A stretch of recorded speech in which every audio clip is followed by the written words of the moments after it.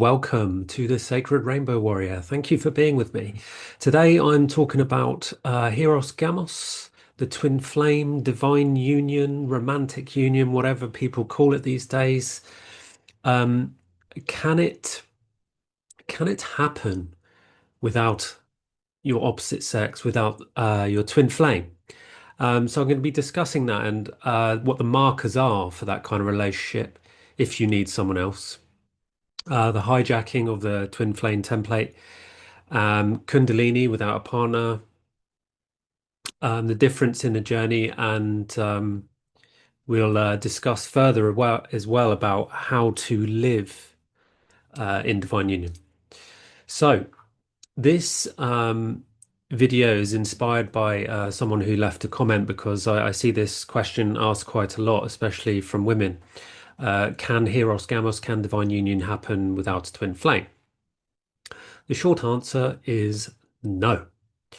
So, despite what you've been told or what you believe, the answer is no, because I am living it with my partner. The level of sacrifice I've had to go through in order to gain this wisdom and know for certain that it's a no is just unimaginable. So, the time that I've been off, so it's been nearly 3 weeks since I last made a video, because channeling the Bat podcast episode it's been really big and quite difficult to open that level of wisdom and be vulnerable enough to share that on YouTube and yeah, on the internet. And I've been getting rainbow upgrades, and I've been working in union with my partner, clearing out some blockages which have been preventing us from finishing and creating and coming out on our joint channel, which is called Prophecy Walkers. And this channel is linked to what I'm talking about because on my Prophecy Walkers channel with my partner, that's where we show how we do it, how we did it, how we live our life in ceremony, and how we walk the talk on our podcast. And I just want to say up front that one of the things I'm going to reference in here about Kundalinis is I'll put that in the video. Was about how I achieved a Kundalini without a partner. So I'm going to go into that. But yeah, check out Prophecy Walkers because I've been spending the last 3 weeks trying to get that sorted and been dealing with a lot of toxic matriarchy, which is invisible. And I want to talk about that. The how working in divine union works. It's really a joint healing journey that I have with my partner, and I think that is actually one of the markers of being a twin flame. It's, do you share a journey of wanting to heal and wanting to help each other, wanting to heal each other? Because I think if that's not present at the beginning of a relationship, then there is only desire and lust, and that's why my partner and I, we always say that the main marker for a twin flame relationship and divine union is friendship, because true love comes from friendship, deep friendship. And twin flame energy is that. I mean, it's so much bigger and deeper than that, but to sum it up, it is about friendship. And I did a podcast on that, the Robin spirit animal, which talks about that's its gift, its friendship, and I talk about Joshua and Judas, because the shadow of the Robin is betrayal. And these are some of the things that I had to go through with my partner, because when you're healing opposite another, when you're sat opposite another, you have to heal through all the stories and all the archetypes.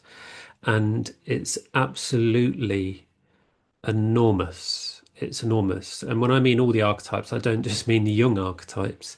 I mean like all the Greek gods, the Egyptian gods, the fairy tales.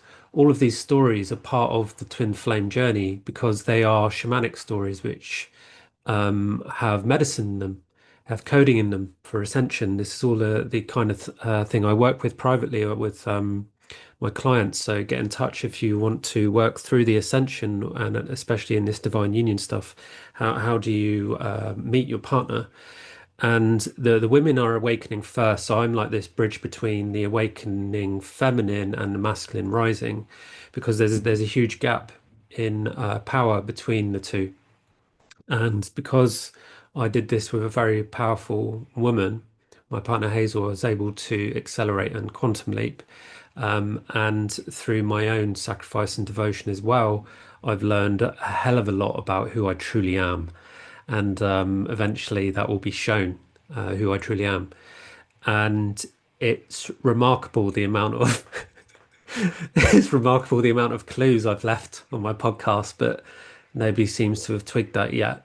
So it will be coming soon, though, and I hope to share the level of joy and how do I say, the abundance of love that is coming for everyone on the planet.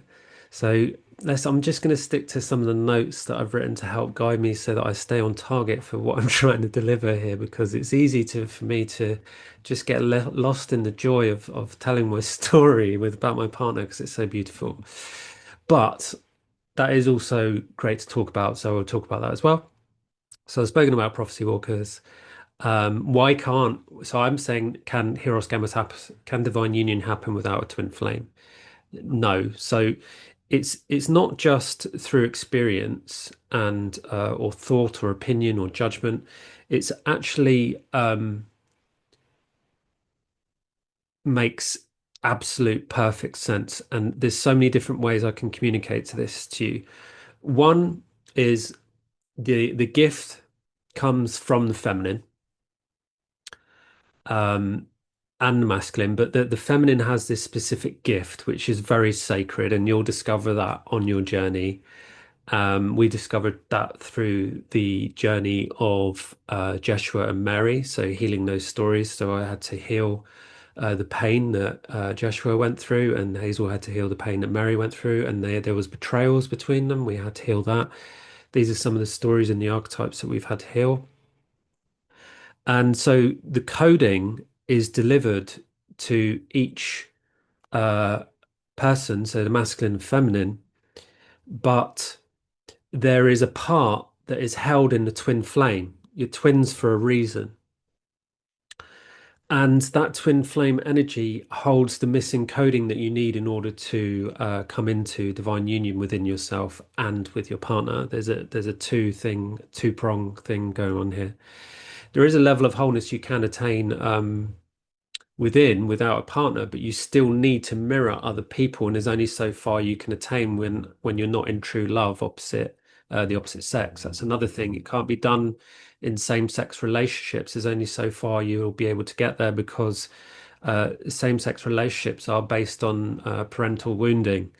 That's something I've discovered through working with many men and women, and through my own journey, that most of the wounds that have to be cleared out between the feminine and the masculine and within are to do with sexual abuse. And sexual abuse doesn't have to be physical, it can be emotional, and it is closely linked with humiliation. Um, yeah, mainly humiliation and not receiving the love of the parent. So, for example, if a man has chosen homosexuality, it will be due to wounding with the father of the love not being received, or there will be violence there, violence energy, and it's quite a deep topic and conversation to get into. But I am working with people who have been experiencing this energy, and I've had many conversations with men who uh, who feel that that's true for them. And it's a very, very sensitive topic, because at the end of the day, when you work on a soul level, which I do with my partner, you have to take responsibility for everything and realize that you chose it. And this is something that it can be deeply triggering if you're just starting out. But most of the people who are on a journey realize that, yeah, we choose, we make our own choices, whether those be bad choices or not. And some of the choices I made, some of the worst choices that I had really no choice in making. I was when I was like 4, 5, or 6 years old. So it's like, well, how can I say that about the choices that we make at that age? But I'm talking from a soul level, and there is huge injustice in it, and it is karmic and akashic. And these are some of the wounds that we try to break when we come here, when we come to this lifetime. And I'll give you an example of a choice that I made when I was 6 years old, 6 or 7, that I've had to take responsibility for. I tried it to begin with to blame the people responsible, the people who hurt me at that age, but it got me nowhere because everyone's a mirror and it reflects that back. And so I'll give you the example. The example was that I was overpowered physically by someone much older than me, and I was only little. I couldn't defend myself, and I was very gentle, very, how do I say? I wasn't violent. Let's just put it that way. I wasn't violent. Okay, really gentle kid. And one day I made the choice of I received so much violent abuse that part of me just went, no, no more. I'm going to fight back. But in doing that, I'd allowed the violence in and I started giving violence. And at first, you might think, well, that's an honorable choice to make. But what it does is it opens you up for other stuff to come in. And so my whole life changed then, and I turned the law of attraction from attracting love to attracting more violence in my life. And that really, really went, over the top. The level of violence I received in my life was crazy. Like, I write about it, and I've done many videos of it, how violence followed me. It followed me from a young age. And it wasn't till recently that I healed that, because healing violence is really quite something, because it's physical and it's emotional at the same time. And essentially what somebody's doing when they're being physically violent is that hatred, that energy that they experience for themselves is going into you. And it's normally from an energy of jealousy or fear from the love that you're giving them, which triggers all these wounds. And so by me accepting that violence, I turned that violence into a form of love, and I became a bully. I started beating up my friends because I thought that's how you're supposed to love people. This is how early emotional abuse can brainwash you into thinking that love is something that it's not. And so that turned me into an unconscious, unaware bully. And then I was pulled up in front of a whole class when I was 11 and humiliated as the class bully, when it was so traumatic for me, because I genuinely thought that the people who I was punching were my friends. That's how brainwashed I was. That's how much of a beating I'd taken. And so that day I became an introvert because it hurt so much. And this is what many people ignore, is that abusers have been abused. And there's this like surfing energy on this narcissism energy. And I speak so much about this, is that everyone's a narcissist. And you can't point the finger at someone calling them a narcissist until you take responsibility for your own narcissism. And that's what I did. That's what I did when I discovered it just before I met my partner. And the level of the level of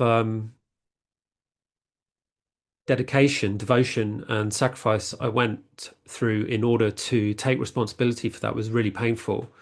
And when I ended up on Hazel's doorstep in another country, I didn't even know. There's such a whole story about how I met her, which is incredible. And she was having a nervous breakdown. But she was actually having a full blown awakening.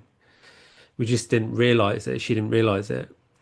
And that's when she received the coding for divine union. And some women have to go through this because the portal is going through the broken heart. That's the portal to divine union. And her heart was broken through the abuse of and severance of her marriage that she was divorced in September. I met her in December. And so when I turned up on her doorstep, it was we just got on really well and we started healing each other just as friends. There was nothing romantic there. And I remember I said to her, she was, she, I could see she was in a really sensitive, edgy place where she looked like, in one point of view, an absolute genius, and she is because she'd had an awakening and she just didn't realize it. And the other side, if you hadn't been able to perceive that level of genius, she would look like she should be in a mental institution. And this is the problem that, and she speaks about this on her channel. But this is what a lot of women go through when they are gaslit by love. So when their love is not received by men, not only can it lead to gender issues, but it can lead to insanity and or even worse, suicide. But that's more of a trait of the masculine that gets stuck in darkness, in a similar way of not being received. And again, that is mirrored back into ourselves. So we then have to accept that for ourselves. But I remember when I said to Hazel, I go, the reason you're so traumatized is because you've been receiving narcissistic abuse. And she just like boom, like hit by lightning, a whole full goosebumps. Her whole life changed in that moment. I remember she was just like, because her body lit up as if to say, I need to know this. I need to heal this. And this new man, me, came into her life. And so we were like, okay, let's make some cacao. You come round, let's sit, let's talk about this. And she showed me this. She downloaded in a medicine ceremony this divine union coding. She showed it to me, and I was like, I didn't know what that was. I didn't even know what divine union was. And that coding came into me because that's how powerful art is. That's how powerful her art is. And that's why she created the Soul Prophecy Oracle deck, which shows how to do the journey of divine union. And we then started working together, just going, okay, I feel like this about you. What does that mean in me? And we were just bouncing this off of each other as friends, saying, okay, I think this about you. Okay, what does that mean? What memory comes up? Blah, blah, blah, blah, blah. Like a bit like playing tennis with each other, but helping each other to win the game. It's true love. When I don't mean sexual love or romantic love at this stage, I mean like true love is being friends. And what do best friends do? They help each other. They don't try and steal from each other. And that's the problem we had before we met each other, is that everyone we worked with wanted to take something from us. They wanted to belittle us, to make us something smaller than what we actually were. Whereas what Hazel and I do, we big each other up. We're like, big yourself up. That was amazing. Well done. Gratitude. Thank you for doing that. You're amazing. This is the kind of energy that is needed if you're going to work in divine union. So, what are the markers for identifying a twin flame relationship? Okay, I want to spell this one out really effing strongly. Monogamy. Okay, this absolute horseshit on the internet about what's his name, Aubrey Marcus. I don't even know this guy, but loads of people sending me stuff about it, talking about it, about how he's saying that the new way of sacred partnership and union and divine union is polyamory. It's complete horseshit. It's monogamy. The problem with polyamory is it doesn't work. It's a complete avoidance. If you look at my video of the Holy Grail, me receiving the Holy Grail, I got that because I healed the wound of polyamory. The wound of polyamory comes from the mother wound. And actually, if you go all the way back to the creation of everything, it's part of the original sin, which was separation. And in that separation, going from complete wholeness, androgynous, the origin, from God and goddess, male and female, right? There's this translation through love, through the darkness, the distortion of love, which I call Antichrist, which is the untrue nature of love, whereas Christ's consciousness is the true nature of love. Where when there was this separation between the feminine and masculine, not only was there war, but there was betrayal and accusation. And one of those betrayals and accusations is when the alleged twin flame or woman or opposite sex sleeps with another partner, men have strong judgments on this. I went through this on past sexual relations. It creates a stuck energy, a judgment, and a blockage which prevents love from moving through that energy. Excuse me.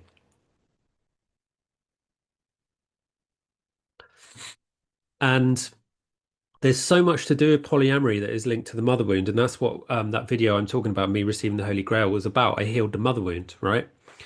And the wound of polyamory is, poly means many, and amory is love, so many lovers, right? And the there's this escapism of abandonment. There's this escapism of love. It's like to do with rejection.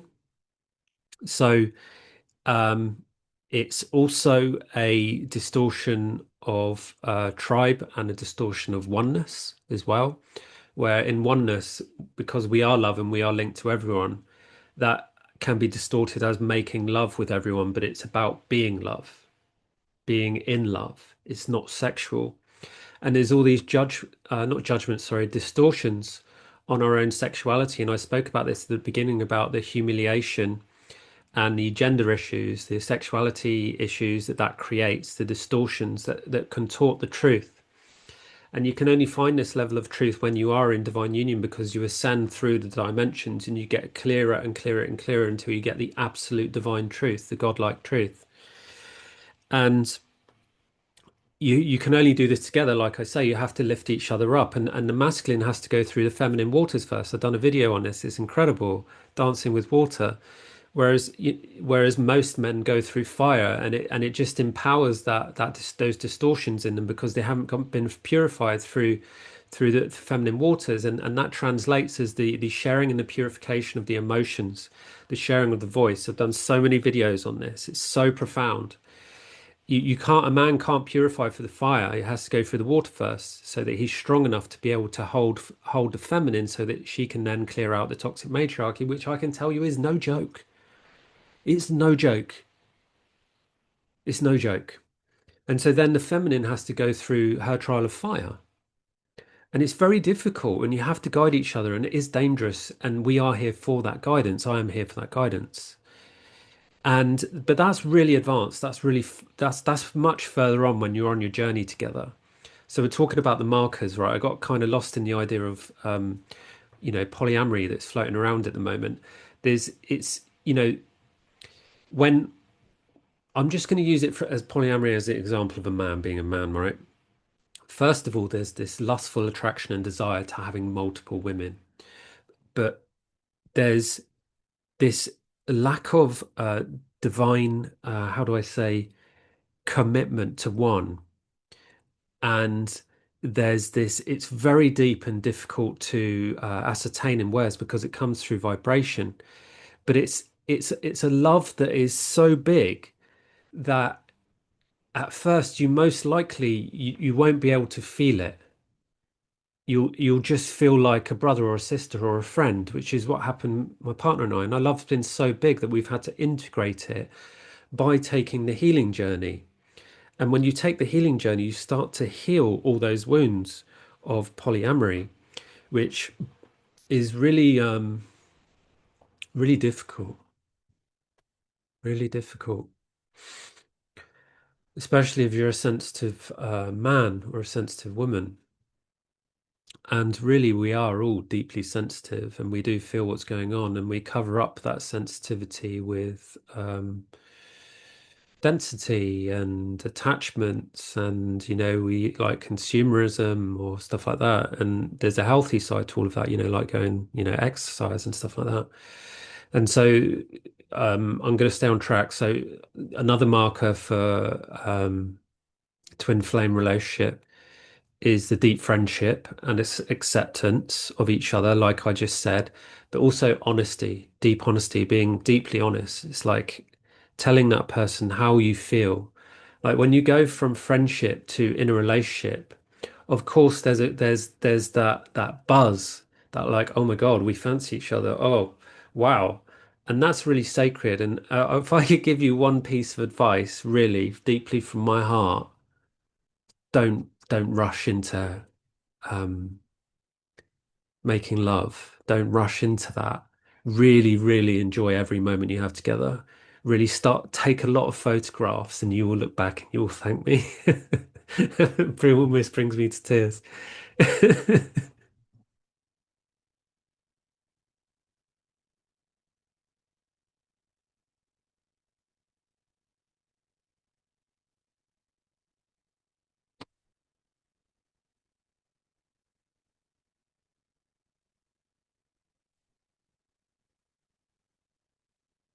And you might not know.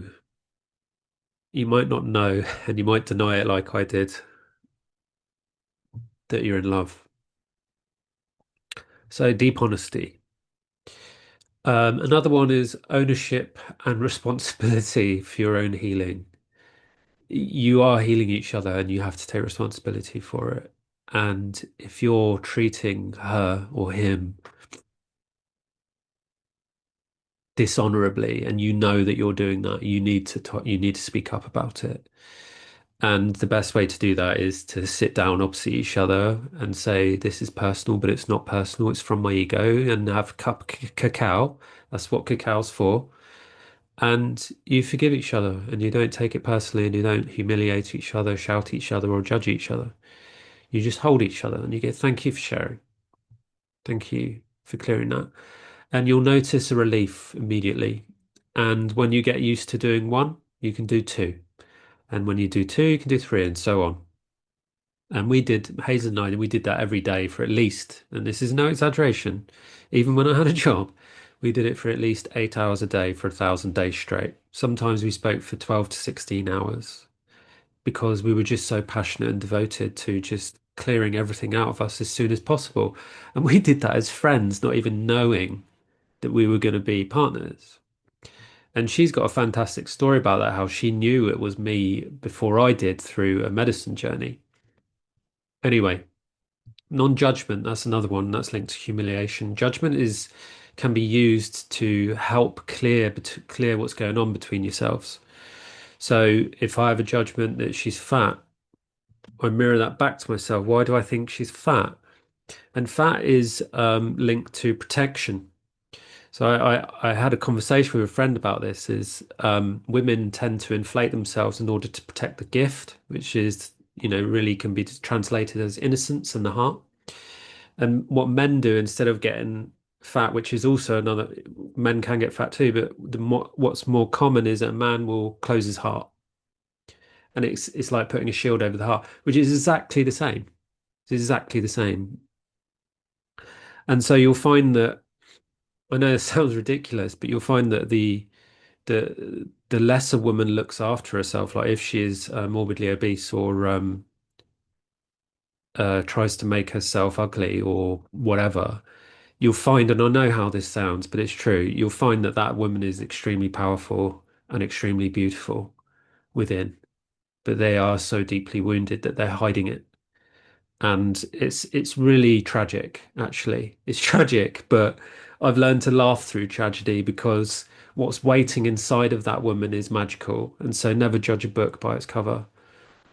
It's a waste of time. Judgments are a waste of time, but you can use them to your own advantage by mirroring back and say, well, what do I heal myself? If I have that judgment about that woman, if I have that judgment about that man, what is it in me that needs healing? Like, if you have a judgment that men are perverts, what's perverting you? What's perverted inside you? That's how they're used, not against other people. That's a waste of time. Another one, listening. This is so important. Like Hazel, like always thinks that I'm the most incredible man in the world because I listened to her. That's all it takes. And she listened to me. That's all it takes. That is the biggest marker for me in twin flame relationships is listening, really truly listening, going, oh, I hear you. Wow, amazing. I didn't know you'd gone through that. I really feel for you. Do you want a hug? Okay, that's a big one. Um, but the main marker for sharing a joint healing journey, sorry, for being in a twin flame relationship, is sharing a joint healing journey, sharing a journey. And Prophecy Walkers is our joint journey, but in our private life, our personal life, we're always working with each other. Everything we do is I do it for you is for each other and for ourselves. And we heal codependency through um, understanding what codependency is, which essentially is the wounding of loneliness, but going through independence into interdependence. And it's a really profound way of working, but I'm not going to go into detail about that now. Um, I'm going to move on to the next one, number three. Do you need a divine counterpart? Yes, you do. Why? Okay, so for all the reasons I just said, that is the main reason you need a divine counterpart in order to unlock yourself. That person holds the keys for you, and you hold the keys for them. And this isn't about using each other, it's about coming together. And essentially what you're doing is you're healing separation between man and woman within yourself and outside of yourself, and that goes out into the collective as well. So when one man heals the war within him, it heals all the wars. And this is what's happening. This is why I know what the world is turning into is going to be really, truly magical, but there's going to be a lot of responsibility that is needed. And we're creating prophecy walkers because we know what's coming, and we're preparing people to look this way to help people understand how to move forward in the new way. So there's, I had someone on my channel leave a comment about how do you work with Kundalini without a partner? And you can see, I think it's in part five of the Holy Grail series on prophecy walkers. I feel myself. It's not sexual. I just want to say that I feel myself having a Kundalini, and the first time I had a Kundalini was on my awakening, which was in the winter solstice in 2020. Came fully into my body, and it was incredible. And the people that were around me, they just came to a standstill, and it's difficult to activate that energy because I'm still integrating it. But essentially, it's the rainbow body, and so Cryon calls that the innate. And I feel myself having the Kundalini. I didn't choose to feel myself. I talk about that in episode one. It was when you work with the innate and you embody your soul to a really high level, you can surrender to your ancestors, and your ancestors can guide your hands. And they guided me to feel myself. And in that process, in that movie, I just in one night, loads of stuff happens to me, and so you're probably wondering, well, how did I achieve a Kundalini? And the Kundalini is about clearing blockages which create the flow. And so it's really about healing the mother wounds and the father wounds. That's how you achieve the Kundalini. And that's probably why people assume that it's sexual, because the Kundalini, sorry, not the well, yeah, the Kundalini comes through the root and goes up the spine, but the mother wound and the father wound are based in the root. And you'll find that people who have a lower spine issues, like I did, will have deep abandonment wounds from either the mother or father or both. And this goes back all the way to the original sin, like feeling abandoned from God or feeling abandoned from the goddess. And these take years to heal. God, it took me so much work to get to that. Oh my God, I cannot tell you how much I had to go through to heal the mother wound. Oh my days. Oh, what an effort. Oh, it took so much. But wow, the eruption I had, it was incredible. It made it all worth it. Like you see me go, yes, like this, just this eruption of joy. That's what a Kundalini is. I can only speak from what I go through. It wasn't erotic or sexual for me. It was like the life force of joy. It was incredible. You don't need a divine counterpart for that. And there's also teachings I can talk about on sacred sexuality, which are, but they're really advanced. I'm not going to go into that about making love with the universe. So it's not about that. It's not about that. It's first, it's about connecting the hearts more than sex. Obviously, making love is part of it, but it's not all about that. It's not even about sex at all. That's just something we've been brainwashed into thinking about. I've got a question here. Um, how do you identify your twin flame in more detail, right? Because there's this desire from women to be with someone, but you have to allow it to come to you. And like I said, it might not feel like desire. And if there is lustful desire and you fall into sex immediately, it's not your twin flame. Can't work like that. It has to come through friendship. That's one of the markers. And there is a purpose for union, which I spoke about. Is there a trap of longing?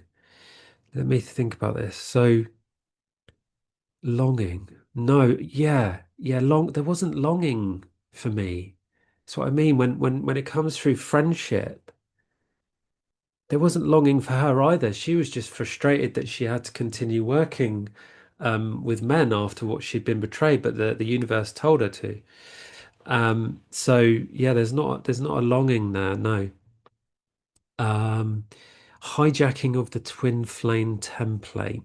Right. Okay, number four, yeah. The targeting of the divine feminines through spiritual distortion, false unions, or emotional manipulation. Yeah, well, I spoke about that, Aubrey Marcus. That's what he's going through. That's a huge distortion of false union. Um, and it is abuse of the divine feminine energy because she's abusing herself. It's similar to, um, when you talk about the red goddess, you may have heard of the whore of Babylon or the holy whore. And these are the distortions of women giving themselves away through the abuse of toxic patriarchy and the manipulation through toxic matriarchy. It's very deep, very big. I'm not going to go into depth here. But yeah, the twin flame template um, can easily be hijacked. It is being hijacked. I don't know of anyone else that's doing the same work that Hazel and I are doing because we're doing it through complete integrity and purity. And it talks here about the danger of obsession. That's what I healed with my previous partner by sitting opposite my partner. The obsession is desire. It's lustful. It's to do with stealing sexual life force. It's to do with sex and false ideas of what we want in the opposite sex. And yeah, it is bypassing everything that I'm speaking of around the avoidance of love and coming together through monogamy is heart bypass, the spiritual heart bypass, and all of the stuff that's going on with tantra is that's all dark. That all needs purifying. We're talking about the new world here. Everybody's stuck in the fourth dimension. We're talking about ninth dimensional consciousness, the new way. What else here? How to protect the divine feminine energy. Healing. Wait a minute. The danger of a session, fancy, or bypassing healing while waiting for a divine masculine. Yeah, I find that women are kind of looking and waiting for their divine masculine to arrive, but he's not going to arrive until she heals that wound of desire. And my partner Hazel is doing that work with the Chalice program. I've been helping deliver the divine masculine energy with those women who are working with her to help them understand how to heal so that they can then attract through the law of attraction their twin flame. And how to protect the divine feminine energy. Well, if I was a woman, I would be strong with my borders and integrity and dignity. So refraining from sexual relations is a huge one, and coming deeply into your own energy, which I spoke about with the Kundalini. It doesn't need to happen with a partner, And when you're working in purity through the heart and through Kundalini energy, you can ask the universe and make those wishes to call that in. Um, Kundalini awakening without partner. Already spoke about that. Um, yeah, twin flame or not, is it leading you home to self-discern? Yeah, discernment, activate deep mirroring, unconditional love. Yeah, that's still something that needs to heal. I'm just reading my notes. Trauma bonding, there can't be, this is why it has to happen friends first. If there's trauma bonding, that means you're in a relationship. Same with obsession. So for me, I'm just going to go off script now, um, and open up a bit more about how I showed up. So I showed up on her door and I said, I'm a narcissist. I'm healing it. And she's like, inside her head, she's like, whoa, I just had two narcissistic, well, she didn't know I was narcissistic, but I've just been abused by two marriages that have two failed marriages. And, for women, age is a big factor and having children and stuff like that. So all of that was weighing on her shoulders, and having her money taken, living in poverty. It was, having a nervous breakdown. It was really felt like the end for her, and she went through a massive death and awakening. And then I turn up and go, "Hey, I'm another narc, turning up on your door," and she could have went, "Oh no, oh no, not the third one." But it wasn't like that at all. She trusted me because I was taking full ownership of it. I came out and said it. And so because I was healing it, I knew how to heal the feminine. I knew how to heal her. And that was really fulfilling for me to be in service to the feminine, because it helped me understand that through abuse, you can heal abuse. And so all of the abuse that I went through, I was able to help her heal and help heal myself, and vice versa. And so working in divine union is really about healing all the distortions that you take responsibility for. Like I even tell Hazel off sometimes for saying the F word, because when we're in a higher vibration, we know that when we use curse words like that, it brings the vibration down. And if she has a judgment about someone, I'll be like, come on, Christ consciousness, compassion. And sometimes when I fall in lower vibration, she might give me some of her own medicine. And it's about keeping each other elevated and not putting each other down. And if you are um, putting each other down, it's because either somebody has projected that onto you through jealousy, through attack, psychic manipulation, or whatever, and it's bothering you, or the collective energies, which I go through a lot. But it's just something really that just needs to be healed. And just say, why are we speaking to each other like this? Let's sit down, let's have another cacao, let's really get to the bottom of it. And it requires a lot of surfing through visions and soul energy. And all the people that I've been working with so far have got to a really good level of ascension work without plant medicine. But my partner and I I don't think we both agree we couldn't have got this far and couldn't have done it without plant medicine. That's why it's here. I think it's ridiculous it can't talk about it, and that it's demonized and made illegal. It's not a drug. Drug is a man process. It's a plant. They're plants or fungi or animal venom or whatever. And they're here to help us remember who we are. And this is why I'm doing a book on that, and why I've done videos on plant medicine integration, because integration is about bridging what's changed on the inside into the outside and making your dreams come true. It's about making your dreams come true. And what greater dream than true love within yourself and with another, to be able to create your dreams together and share your dreams with each other. And I want to finish by saying it is the woman first. The feminine goes first.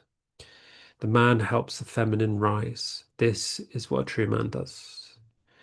Feel free to ask me any more questions about this. I'd love to dive more deeply into this, because I love talking about it, because it is my journey. So peace, stay strong, and subscribe to my channel, like my video, share my video, and same with Prophecy Walkers. You'll get a lot out of it. Thank you for listening. Bye bye.